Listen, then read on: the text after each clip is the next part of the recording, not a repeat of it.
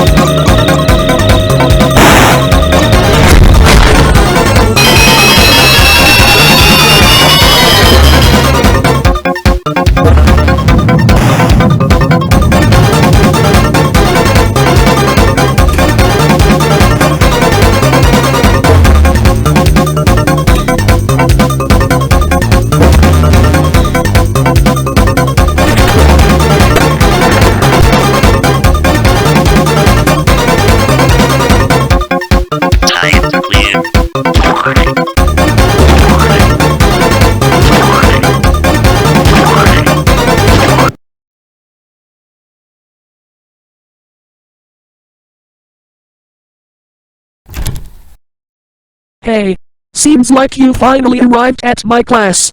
Welcome. Let's start off today's class with the topic of English Studies.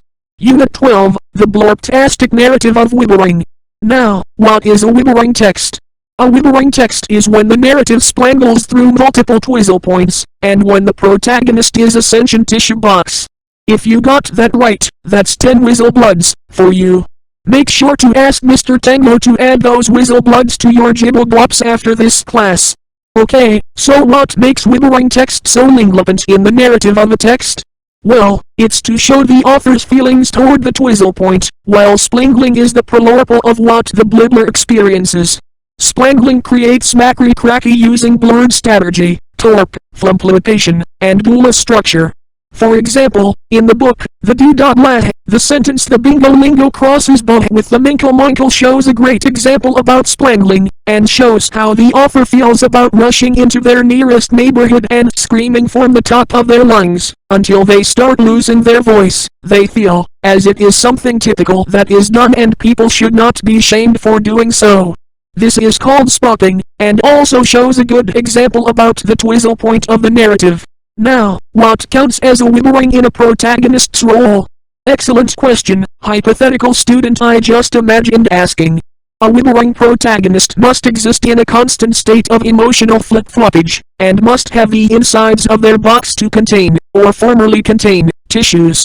Their core purpose is not to resolve the plot, but to be a box of tissues, either currently or previously. Take the book, The Box of Tissues, for example. The protagonist begins the story as a box of tissues sitting on a table, doing nothing for the entire story. By the mid-twizzle point, the protagonist sneezes, and grabs a tissue from their insides. That's classic wibbling. A few weeks ago, I tripped and fell off my wheelchair to a really hard surface of a table, breaking a bone. I'm pretty sure I stayed in the hospital for at least 4 to 5 days. Anyways, that's it for class today. Your boot work for today. I want a 3-plus essay on the existential wibbling in the Zooble who's orbled too much. Use at least 5 glorbative conjunctions and 1 ironic splinkle. Thank you. And have a great day today. Don't bother